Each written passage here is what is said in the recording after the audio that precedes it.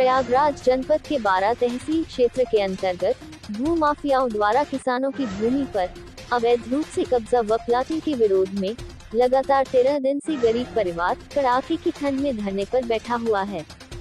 गरीब पीड़ित परिवार ने आरोप लगाया है कि सरकार और प्रशासनिक अधिकारी हम गरीब लाचार को हमारे ही जमीन से बेदखल करने के लिए तहसील के राजस्व अधिकारियों को आगे कर रखा है। ज्ञात हो कि जनपद के यमुनानगर विकासखंड शंकरगढ़ क्षेत्र अंतर्गत अभयपुर गांव के ही रामशिया और रामविशाल की भूमि का वाद उच्च न्यायालय में लंबित है। उच्च न्यायालय द्वारा उक्त भूमि पर बिना किसी आदेश के किसी भी प्रकार का निर्माण कार्य पर रोक का आदेश दिया गया है।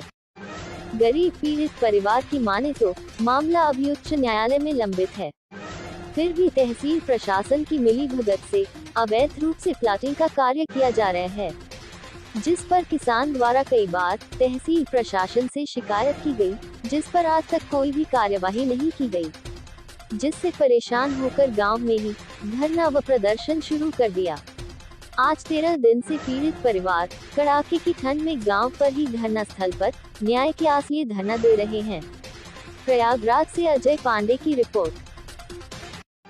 जो दिखा रहे हैं कि हमें धरना बंद है, तो धरना बंद नहीं है, चालू है हमारा। तो दादा, आज आप सबसे बुजुर्ग हैं, तो आपको क्या लगता है तहसील प्रशासन से आपको न्याय मिलने की उम्मीद है? न्याय मिलेगा हमका आशा नहीं आए। हमका अब मरब दिखात है, हमका गढ़ा खुदवाए को ही जमीन में हमारे, और आप हमका पूरे परिवार को ही में गड़वा दे, बस हुई है। दादा, आपका नाम?